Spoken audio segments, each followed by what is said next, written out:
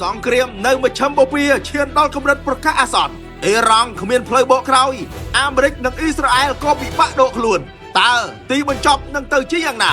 ស្របពេលដែលអ៊ីរ៉ង់អំពាវនាវឲ្យប្រជាជនអ៊ីស្រាអែលចេញពីប្រទេសជាបន្ទាន់ព្រោះអ៊ីរ៉ង់បានប្រកាសប្រើប្រាស់សុភាវុធទម្ងន់ធ្ងន់គឺមីស៊ីលខៃបាជាលើកដំបូងស្របពេលនេះលីបង់បានចូលក្នុងភ្នក់សង្គ្រាមដែរហើយនិងវាយបកទៅកាន់អ៊ីស្រាអែលសង្គ្រាមកាន់តែធំទៅដោយសារអ៊ីស្រាអែលបាញ់មីស៊ីលទៅលីបង់មុនក្រោយលើកហេតុផលថាលីបង់បានចូលរួមជួយអ៊ីរ៉ង់ខណៈពេលដែលរុស្ស៊ីចិននិងកូរ៉េខាងជើងចេញថ្កោលទោសអាមេរិកយ៉ាងដាច់អហង្ការដោយបានសម្លាប់មេដឹកនាំរបស់អ៊ីរ៉ង់គឺលោកអាយ៉ាតូឡាអាលីខាមីនីកំដៅសង្គ្រាមផ្ទុះឡើងកាន់តែខ្លាំងមហាអំណាចអឺរ៉ុបចំនួន3ប្រទេសមានអង់គ្លេសបារាំងនិងអាល្លឺម៉ង់ប្រកាសត្រៀមបើកការវាយប្រហារទៅលើអ៊ីរ៉ង់ផងដែរចាំមើលថាតើសង្គ្រាមនេះអាចនឹងផ្ទុះទៅជាសង្គ្រាមលោកលើកទី3ដែរឬទេមិនមែនជារឿងចៃដន្យនោះទេ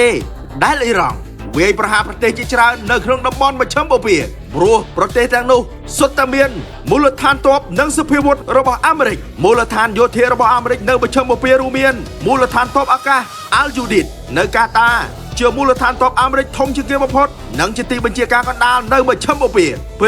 ទីបញ្ជាការកងពលទី5របស់បារ៉ែនជាមូលដ្ឋានទ័ពជើងទឹកដ៏សំខាន់បំផុតនៅឈូងសមុទ្រពេកសមុទ្រក្រហមនិងសមុទ្រអារ៉ាប់3មូលដ្ឋានទ័ពនៅគុយវ៉េតជាឃ្លាំងផ្ទុកគ្រឿងយុទ្ធឧបករណ៍ធនធ្ងន់នានាដូចជា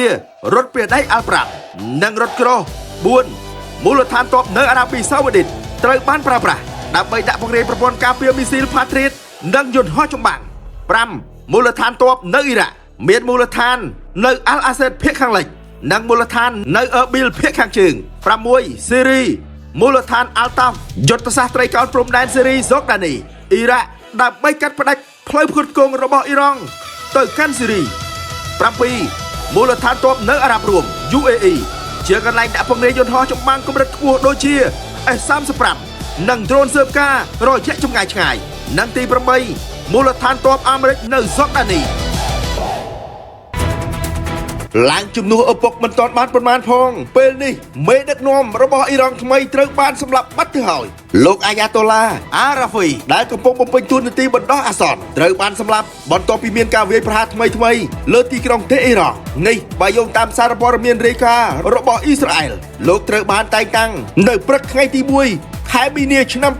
2026ជំនួសលោកអាលីខាមីនីដែលត្រូវបានសម្លាប់កាលពីថ្ងៃទី28ខែកុម្ភៈឆ្នាំ2026ក្នុងការវាយប្រហារដោយសហរដ្ឋអាមេរិកនិងអ៊ីស្រាអែលស្របពេលដែលសារព័ត៌មានរបស់អ៊ីរ៉ង់បានដាក់គោលដៅយ៉ាងច្បាស់ទៅលើលោកនេតានយ៉ាហ៊ូដែលជានាយករដ្ឋមន្ត្រីអ៊ីស្រាអែលថាជាគោលដៅប៉ុនប៉ងសម្លាប់ចាំមើលថាតើអ៊ីរ៉ង់អាចកម្ចាត់លោកនេតានយ៉ាហ៊ូបានដែរឬទេល្បិចចង់គ្រប់គ្រងទីតាំងដែលបានឆ្លៀតពៀនបន្តរដ្ឋាភិបាលរបស់អនុទិនក្រុងបើកព្រំដែនឡើងវិញជាមួយនឹងកម្ពុជាដើម្បីបន្តភាពប្រក្រតីពាណិជ្ជកម្មជាមួយនឹងកម្ពុជាប៉ុន្តែដោយស្នើសុំបញ្ហាវិវាទទឹកដីទុកវិល័យសិននិងជួរការប្រជុំ JBC GBC និង OBC មួយរយៈដោយមិនកំណត់ខ្យល់នយោបាយរបស់សៀមចាប់ផ្ដើមបដូរទិសដៅតែរៀងឆ្លាតជ្រុលមើលតែកម្ពុជាស៊ីបាយនឹងត្រឡោកស្របពេលដែលមានសង្គ្រាមនៅមជ្ឈិមបូព៌ាលោកលីសៀនឡុងអតីតនាយករដ្ឋមន្ត្រីរបស់សង្ហបុរីបានដាស់តឿនថាសង្គ្រាមបានចាប់ផ្ដើមហើយ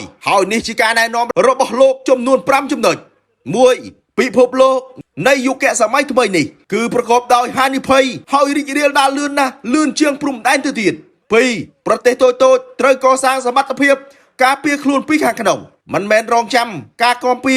ឬពឹងលើប្រទេសដទៃខាងក្រៅនោះទេ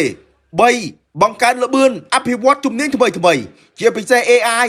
ដែលនឹងក្លាយជាឧបករណ៍សំខាន់ក្នុងការទប់ទល់និងភាពប្រែប្រួលរយៈពេលវែង4រក្សាភាពស្ងៀមស្ងាត់និងសាមគ្គីផ្ទៃក្នុងព្រោះស្ថិរភាពសង្គម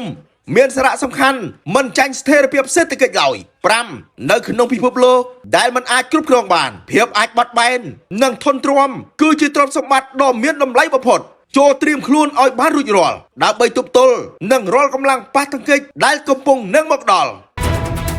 ពាក្យថាសង្គ្រាមគ្មានប្រទេសណាមួយនៅលើโลกនេះចំណេញនោះទេតែក្រោយពេលចប់សង្គ្រាមតើប្រទេសដែលឈ្នះសង្គ្រាមនឹងទទួលបានអ្វីរោងចក្រថាមពល reactor នុយក្លេអ៊ែររបស់អ៊ីស្រាអែលត្រូវបានបំផ្លាញដោយមីស៊ីល ballistic របស់អ៊ីរ៉ង់ជាច្រើនគ្រាប់ដែលធ្វើឲ្យលេចធ្លាយសារធាតុវិទ្យុសកម្ម អ៊ីរ៉ង់បានវាយប្រហារប្រទេសចំនួន11ដោយប្រើគ្រាប់ផ្លោងចំនួនប្រមាណ1481គ្រាប់ចាប់តាំងពីការចាប់ផ្ដើមនៃសង្គ្រាមមកអ៊ីរ៉ង់បានបាញ់គ្រាប់មីស៊ីល588គ្រាប់និងយន្តហោះគ្មានមនុស្សបើកចំនួន893គ្រាប់ទៅលើប្រទេសទូទាំងមជ្ឈិមបូព៌ាអារ៉ាប់រួមអ៊ីស្រាអែលនិងកាតាគឺជាប្រទេសដែលរងផលប៉ះពាល់ខ្លាំងបំផុតតួលេខសរុបគឺគិតមកត្រឹមថ្ងៃទី1ខែមីនាឆ្នាំ2026ចំណែកសហរដ្ឋអាមេរិកនិងអ៊ីស្រាអែលបានប្រើអាវុធបច្ចេកវិទ្យាខ្ពស់ទំនើបជាច្រើនដើម្បីវាយប្រហារទៅលើគោលដៅអ៊ីរ៉ង់រួមមានយន្តហោះចម្បាំង S-35 និង S-15 មីស៊ីលនាំផ្លូវច្បាស់និងជាក់លាក់គ្រាប់រ៉ុកែតនិងយន្តហោះដ្រូនរយៈចម្ងាយឆ្ងាយលើពីនេះគេបានប្រើប្រាស់សង្គ្រាមសាយប័រនិងការវាយប្រហារសម្ងាត់លើហេដ្ឋារចនាសម្ព័ន្ធនុយក្លេអ៊ែរអាវុធនិងវិធីសាស្ត្រសំខាន់រួមមានយន្តហោះចម្បាំងទំនើប S-35 Lightning II និង S-35 Strike Eagle របស់អ៊ីស្រាអែលនិងអាមេរិកសម្រាប់ទម្លាក់គ្រាប់បែកប្រើមីស៊ីលនិងដ្រូនទំនើបដើម្បីកំទេចទីតាំងយោធាការប្រើប្រាស់សង្គ្រាមសាយប័រដើម្បីរំខានប្រព័ន្ធការពារនិងប្រព័ន្ធបច្ចេកវិទ្យារបស់អ៊ីរ៉ង់បូករួមនឹងការប្រតិបត្តិការសម្ងាត់វាយប្រហារដោយកម្លាំងពិសេសឬការបំផ្ទុះដែលតម្រង់គោលដៅលើអ្នកវិទ្យាសាស្ត្រនុយក្លេអ៊ែរនិងទីតាំងសំខាន់ការវាយប្រហារនេះមានគោលបំណងកាត់បន្ថយសមត្ថភាពយោធានិងគម្រោងនុយក្លេអ៊ែររបស់អ៊ីរ៉ង់